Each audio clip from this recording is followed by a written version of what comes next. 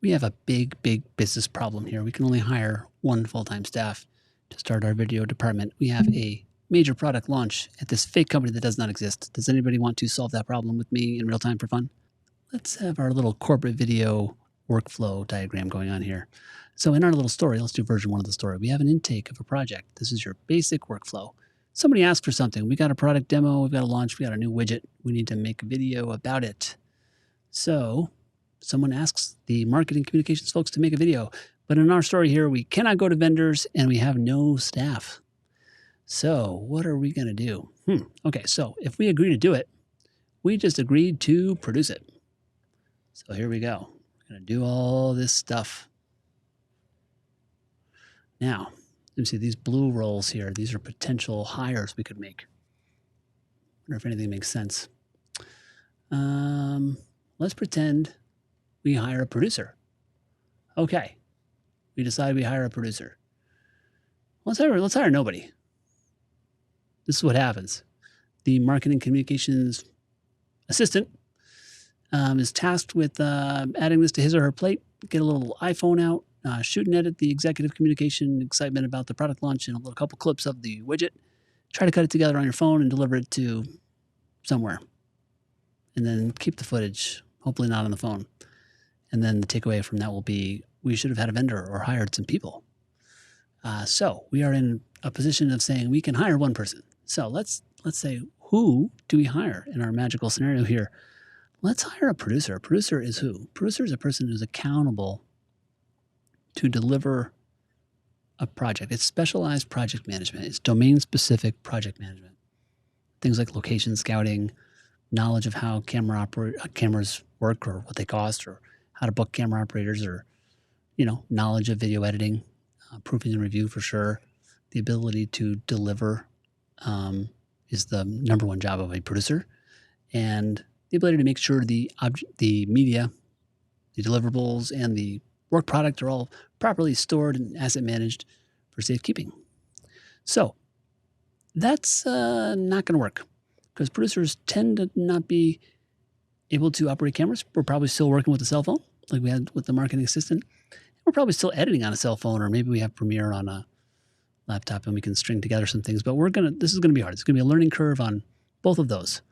This will be really good for the producer, organizing stakeholders and making sure that the right people review and send notes, etc., and making sure something delivers and asset manages. Yeah, so that's the producer's bag. So that didn't work too well. Okay, so let's go ahead and hire someone who can point the camera. All right, so in our little product launch executive communication and widget video, now we have a camera operator who are going to ask to produce. So it's likely that a camera operator is skilled at self-producing, as in making sure that the schedule is going to work, that cameras are prepared, right? It's camera operation project management from a shooting perspective. So he or she could sort of self-produce this video. That'd be great. Well, they can also probably edit a little bit, because over time, people ask the camera operator, hey, can you just ingest this media and look at it? Or we're in a corporate industrial environment here. This isn't like making TV or movies, right? So it's like, oh, can that person could probably string some media together, maybe, kick it out of Premiere or Resolve or something, Final Cut Pro maybe. And so that kind of works. And then, this is not going to be great for the camera operator to go through the review process, because now we have notes and they still don't have video editing skills. And the asset management part isn't too bad. Now, what if we only hire a video editor? So of all the skills, technically, the video editor skill is technically harder to learn at a basic level. It has the steepest learning curve to be able to bring media into a system, assemble it, and output it. And the camera operation it's not, all these are full careers. You can go deep on all of them. But if we're just getting started in our story here, if I had to choose a skill that I have to either acquire quickly or train quickly, it's not video editing. So the video editor is likely also self-producing, essentially self-project managing, especially if he or she's been freelance before, can likely point a camera or understands the basics of things like, what is it saying in the menu of the camera, the color space, the frame rate, right? Because you see all that when you're video editing. The video editor can actually run the review process collaboratively with people, which is very, very helpful, identifying stakeholders and addressing notes in real time in person. And a video editor can certainly deliver to multiple specs, multiple platforms, and asset management often goes to the video editor no matter how big the team is. Although that's a whole career too. Topic for another video. So in our little scenario here, our very simple scenario, we can only make one hire and we can't bend out, and our marketing assistant is tapped. We got a video editor. But let's just expand this idea very quickly to sort of real day-to-day operations in a company. When something comes into intake, you may actually have vendors, right, that you can go to. You might have to decide to do it in-house or send it out of house just based on cost or proprietary information or something, more complex. But no matter what, as you go from intake to asset manage, there are a few things that happen every single time. There's always a review. There's always a delivery. A camera operator never has to operate the review unless they're alone. A camera operator never has to deliver the render unless they happen to have been the video editor, right? A producer can organize the review, but doesn't technically run the review, where you're actually playing back media for people to watch it. So the producer doesn't moonlight very well as the video editor because of the review process and the delivery and actually all these, the technical components of all of these. Now, just to take it one step further, the video editor is often good at moonlighting as a producer or a camera operator, okay?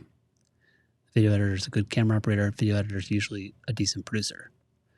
But if you really think holistically, in our example here, we're making a video about something. Oftentimes, the intake is not to make a new video.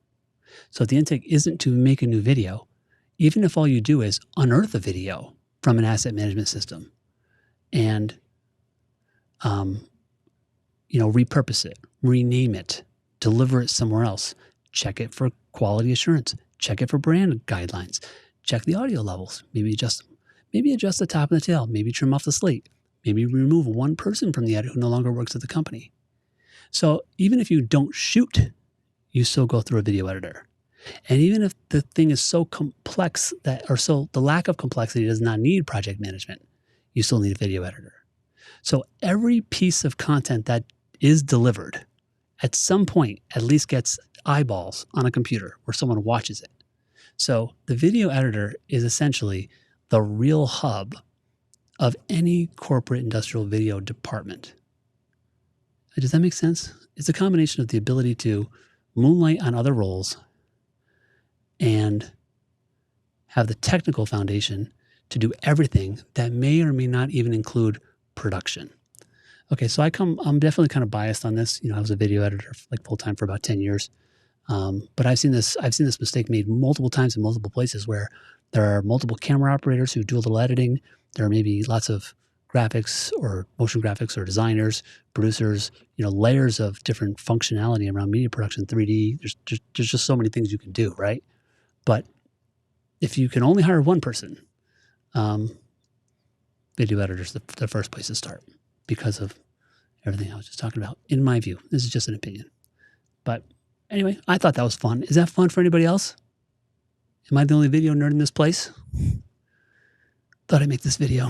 If anybody has any questions or comments or thoughts, I would love to hear them or go over this or go more in depth on any of this. All right, thanks a lot.